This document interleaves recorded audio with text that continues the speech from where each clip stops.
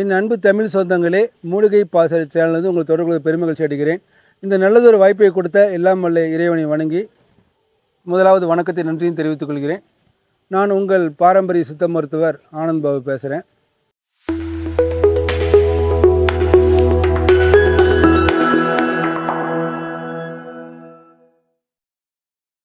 என் அன்பு தமிழ் சொந்தங்களை இன்றைக்கி பார்க்கும் பொழுது காயங்கள் குறித்து நம்ம இன்றைக்கி பார்க்க போகிறோம். குறிப்பாக பார்க்கும் பொழுது காயங்கள் எப்படி ஏற்படுதுன்னா, அடிப்பட்டதுனால காயம் ஏற்படும் அதிகபட்சம். அதுக்கு தான் வாய்ப்பு இருக்குது.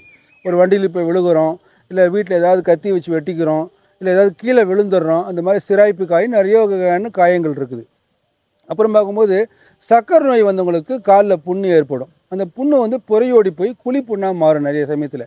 அப்புறம் பார்க்கும்பொழுது புற்றுநோய் வந்தவங்களுக்கு அந்த புற்றுநோய் கட்டிகளில் புண் ஏற்படும். அந்த புண் ஏற்பட்டுச்சுன்னா அதிகமாக வலியாக இருக்கும். சில புண்ணில் பார்க்கும்போது நீர் மாதிரி வடிஞ்சிக்கிட்டே இருக்கும். அந்த புண்ணை சுற்றி அரிப்பாக இருக்கும். அந்த புண்ணை பார்க்கும்போது அதிகமாக நாற்றம் எடுக்கிற மாதிரி ரொம்ப ஒரு மோசமான ஒரு கண்டிஷன் இருக்கும்.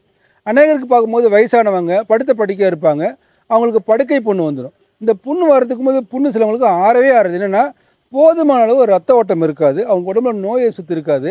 அவங்க பார்க்கும்பொழுது அதிக வீரியம் உள்ள இருக்கும்போது என்ன ஆகுன்னா, இன்னும் பார்க்கும்பொழுது இந்த பாடி ஹீட் ஆகிறதுனால அந்த புண்கள் அதிகமாகவே இருக்குன்னு சொல்லி பார்க்குறோம்.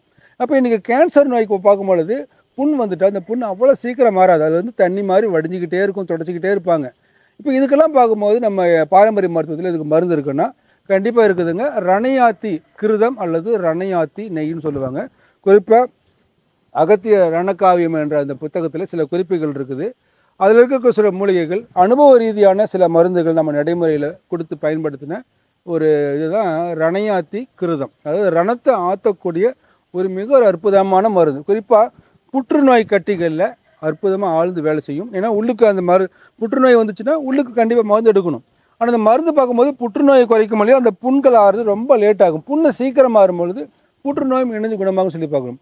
அநேகரை பார்க்கும்போது இன்றைக்கி பால்வினை நோய் நிறைய பேருக்கு இருக்குது. ஏன்னா இன்றைக்கி இருக்கிற காலகட்டத்தில் அந்த பாலியல் பிரச்சனைகள் ஒரு பெரிய பிரச்சனையாகவே இல்லை. அதாவது பாலியல் தொடர்பு அது மேலே இருக்கக்கூடிய விருப்பமெல்லாம் இன்றைக்கி முறையற்ற உறவுகள் வரனால இந்த பால்வினை நோயில் ஆண்களாகட்டும் பெண்களாகட்டும் அவங்களுடைய ஆண்குறியிலையும் பெண்குறியிலையும் புண் வரும்.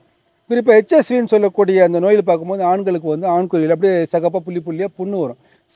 செவந்து போயிடும். அப்படியே பார்த்தீங்கன்னா பச்சை மிளகா மாதிரி, பழுத்த பச்சை மிளகா மாதிரி சிகப்பாக இருக்கும். அப்படி எரிச்சலாக இருக்கும். வெள்ளையோ மாவு மாதிரி பூத்துக்கும். அப்படி பொறியாக இருக்கும். அதே மாதிரி தான் பெண்குறியிலையும் அந்த புண்ணு இருக்கும். அது மாதிரி பால்வினை நோயில் ஏற்படக்கூடிய அந்தரங்க உறுப்பில் இருக்கக்கூடிய புண்ணு இது மிக அற்புதமாக ஆற்றும். குழிப்புண், நீண்ட நாள் ஆறாத ரணங்கள், நீர் வடிகிற புண்ணு, சில பார்க்கும்போது அந்த சீல்னால அவங்க பக்கத்திலே போக முடியுது. அந்த மாதிரி நாற்றம் எடுக்கக்கூடிய புண்கள் மிக அற்புதமாக குணமாகும் சொல்லி பார்க்குறோம்.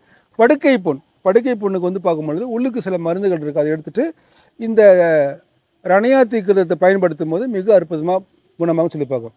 அப்போ புண்ணுக்கு பார்க்கும்பொழுது சில உள் மருந்துகள், ராஜ மருந்துகள், பெரும் மருந்துகள்லாம் இருக்கும் பொழுது அந்த புண்ணை ஆற்றக்கூடிய மருந்துகளை கொடுத்துட்டு மேல்புறமாக இந்த கிருதத்தை அப்ளை பண்ணி வரும்போது மிக அற்புதமாக பலன் பார்க்கலாம். அப்போ பார்க்கும்பொழுது சர்க்கரை நோய் புண்ணுக்கு பார்க்கும்பொழுது அவங்க சர்க்கரையை எந்த அளவுக்கு குறைக்கிறாங்களோ அந்த அளவுக்கு புண்ணு சீக்கிரம் மாறும்.